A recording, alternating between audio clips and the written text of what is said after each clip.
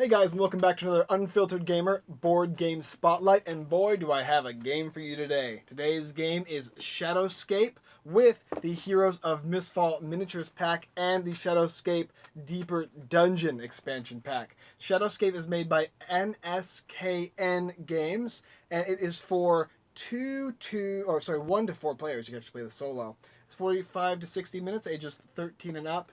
And in Shadowscape, this is basically a cooperative or competitive dungeon crawler. I'm going to try and go through all the components first, give you a little brief synopsis of how the game works, and then tell you what I think about it. There is a lot to this game, so I'm going to be taking away from a little bit of the setup and taking away from a little bit of how the decks are put together, but it's fairly simple, so you probably get it pretty quickly anyway.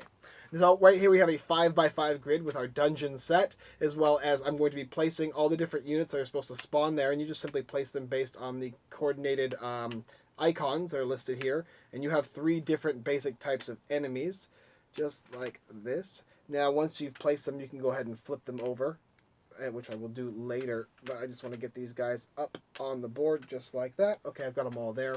And as you can see, there's a front and a back side, and they will all flip over. And they all have a range. They all have either a range or a basic attack.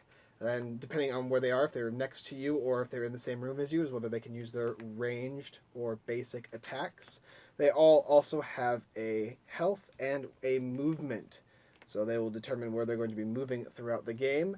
And these cards here will determine whether they move or not. They're called fate cards. And the first thing you're going to do after you set up the entire board and give yourself a character, here's a big stack of character cards here, as well as some characters I've laid out already. And they all have their own unique names, as well as spells. And you can go ahead and choose one, and you'll get 4 basic spells with it, as well as how much defense you've got, how many cards you start off with in your hand, and how fast you can move on your turn. They also give you special abilities on the cards, so if you're interested, you can go ahead and check those out. Maybe I'll even have some, hopefully have some graphics going on here if I can. As well, I'm talking about a couple other things too, like the Heroes of Mistfall Miniatures Pack. This will give you all the miniatures of the game. Now, you don't need the miniatures, and if you're not a big miniature person, they simply will have these little standees that will work just fine, as well as the bosses over here have standees as well. You'll go ahead and randomly select one of these guys to be the boss for the game, and you'll simply select it for the side that it is. It's either cooperative or competitive, and remove the rest. Over here is all of the extra Deeper Dungeon set. The Deeper Dungeon set will actually give you a 6x6 grid, which is going to make it bigger, as well as additional weapon stuff, as well as additional, what do you call them? Sorry, spell cards. And then over here, these are allies that you can get to use with you, and they all have their own unique names, and they all do their own unique attacks and stuff like that. So it's a really nice little extra addition to the game. So if you want to delve deeper into the dungeon, the Deeper Dungeon set will do that for you. You also are going to be having these cards right here, the fate cards. So you're going to start off with basically your hand size, and you're going to be able to draw them based on the abilities you use on your turn. You're also going to set up this Whisper deck, which is what we're trying to do, is clear the entire Whisper deck, and there's 4 different missions you basically have to go through and do. You can choose to do any of them that you want, and then once you complete them, you remove them, and you count them for your trophies. This says bring 1 undead trophy to your hero shrine. So there's hero shrine on the board, and if you can get an undead monster that you killed, it counts as a trophy for you. If you can get it to that shrine, you'll remove this card, put it in front of you, and you'll get to put a new quest out. And once you get to do all the quests here, the boss is going to spawn, and you'll go ahead and put him down, usually in the center of the board. Also, you set up an item deck of 4 different cards and leave it there. And your special skills deck you can set here. Use 4 different cards as well. Just basic shop here. After everybody has their characters, you're going to set these aside, move them away. There is this other thing right here, which if you're playing the more advanced version of the game, these are the monster set that's used as a reference set for what the monsters do as far as skills and abilities. If you're not using that, if you're just playing the basic game, you don't need that though, so you can set it aside as well. Throughout the game, it's fairly simple. You're going to be performing certain actions you want to do, and usually they involve using these 2 of these 4 cards. And when you use them, you simply flip them over. Now, each of the cards have health totals on them on the far right-hand side, top right. There's little health markers here. And when you take damage, you're going to have to put them on these cards, which could then slowly negate the your abilities that you're able to perform on your turn. And it'll basically lock you up. Now, you don't die in this game, but if you get a bunch of damage, you're not gonna be able to do a lot of things. You have to sit there and try and heal. After you use 2 cards, you set them aside, tap them, and then they flip over your next turn and you can use other 2 cards. You can also turn over a card if you don't use its ability and simply move, and moving will allow you to move your base movement on your card, as well as sometimes you'll have special abilities to do so, and you can simply move on the board. Now everybody starts in one of the 4 corners of the dungeon and is going to move based on their base movement anywhere they want on the board. After they're done moving, they're going to take a fate card, flip it over, and on the bottom of the card it's going to tell you a unique symbol for the monsters in the game. And this one specifically is this guy here. And if there are no monsters of this type on the board, you're going to refill the board with all the spaces where there are a monster symbol of that type.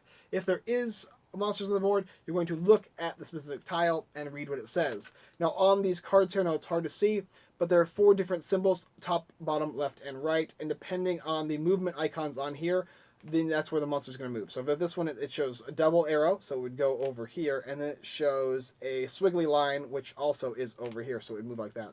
And all monsters of that type would move in the directions it tells you on the card, and it's all by symbology, which makes it pretty easy to understand. If the game, we run out of cards in this deck here in the game, you're going to lose the game. That's the way you lose. The way you win the game, like I said, is remove all these whisper cards, all the mission cards, bring out the boss, and kill the boss cooperatively. Now, competitively, there are different variations, but because that's an even bigger ball game, I'm going to discuss just the cooperative variant of this game and how the basic turns are played. So, obviously, there are a ton of characters in this game, and you can select any of the ones that you want, as well as the fact that the deeper dungeon set even gives you an additional ability for all your different characters, which is really cool as well. You're going to have these health markers over here and treasure icons as well, and you can pick them up throughout the dungeon when you land on them, and they'll give you certain points for treasure value. And you'll be able to spend certain things, depending on what you're getting, either trophies or treasure, to buy items here on the board. There's shields and artifacts and all kinds of good stuff in this game, and there's tons of them as well in here. In fact, every time you play this game, you're not going to be using a whole lot of these cards actually, so it's going to have a lot of replayability in that basis right alone. The deeper dungeon set is just even more complexity and additional stuff. So as I said, on your turn, you're going to take 2 actions of the 4 that you have, and they could be other basic actions, and then you're going to draw one of these cards, move the monsters. If they walk onto your space, if they walk next to you, you're going to fight them depending on their range or melee.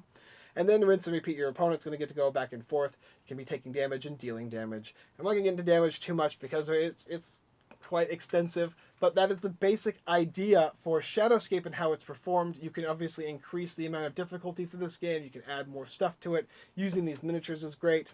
So let me tell you what I think about Shadowscape. Well, first of all, this is a deep dungeon crawling game. When I first saw it, I was actually surprised it was so big and so complex because there's so much in the game. There's I mean, just alone the different tile combinations and character combinations and the different monsters you can get. You're never going to use all the monsters. You're never going to use the cards, like I said. And even the deeper dungeons that we played it a couple times, but we haven't seen even half of those cards. The bosses are all unique and different and very, very strong. And it's interesting, this game, you don't lose by dying. It's basically a race against time, and the monsters are trying to slow you down as much as possible. You're working with your cooperative allies to gather all of the different objectives together, and you're trying to work cooperatively, where I will do this and you will do that, and we will both do this together. Or I can't kill this guy, can you kill this guy? Or what do you have to deal with this, and so on and so forth. The different abilities in the game are excellent, and depending on if you've used one specific type, maybe you've used one that makes you do 4 damage, when you flip it over, it only lets you do 2 damage in an enemy or to an enemy in the same or an adjacent room. So the 4 one is way better. Some of them actually let you draw fate cards as well. That's how you're going to be drawing cards in the game. You're not going to simply just draw them whenever you want. It'll be at the end of your turn. You get 1 after you move the monsters, and then certain of these abilities will let you draw more fate cards as you progress through it. But you have to be careful though, because the fate cards do help you, and they will let you do things like boosting, and boosting is awesome. Not only do they move monsters on the bottom of the card, but at the top here, you can discard these specific symbols in reference to the different symbols on this card here. And right there down there, it will show you what card you can do that to, and it'll boost it by the numerical value +1. So if it does 2 damage, and this is a little spells card or a little weapon card, and it happened to have a weapon on there, you can discard this card to do an additional 1 damage, which is also really excellent. Fun, because it not only allows you to use these cards for the different types of things that you can do with them, for instance, on a cooperative, and it did also have a cooperative and competitive mode on all of these cards. For instance, this one lets you move one enemy up to 2 spaces. giving another player up to 2 fate cards from your hand. Tons of really cool things that help you be cooperative throughout the game. And the other, on the opposite side of the coin, the competitive version of the game will do switch positions of 2 enemies in any 2 rooms. That would be pretty useful against your opponents.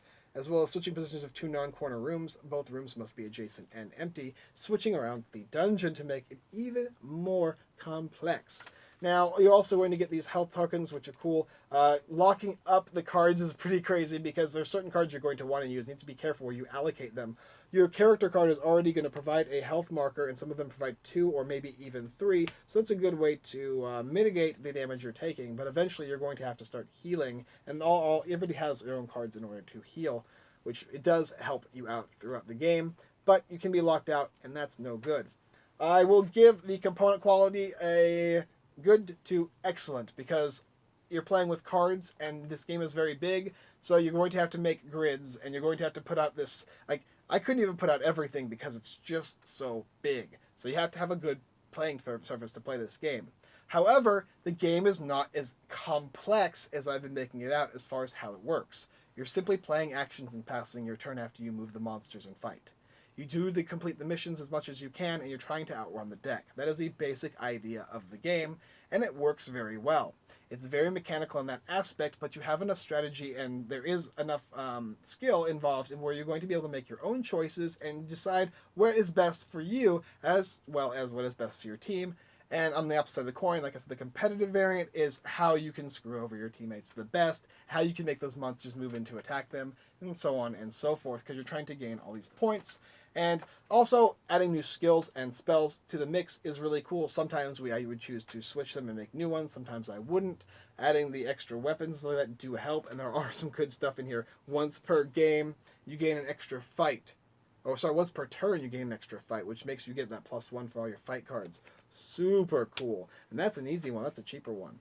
But nevertheless, so that is the basic idea of Shadowscape, and honestly, it comes all in these 3 little boxes, so it's really easy to store. There's not a lot as far as how much like miniatures and all that kind of stuff. Even the miniatures are pretty small, but it's a lot of game in small boxes. Fun and exciting dungeon crawler. If you like dungeon crawlers, you're going to like this. If you don't mind setup and you don't mind a little bit of the complex understanding of all the different types of cards and how they all function and all the different symbols, as well as understanding movement being probably the most difficult thing to grasp in this game because some of the symbols are fairly similar.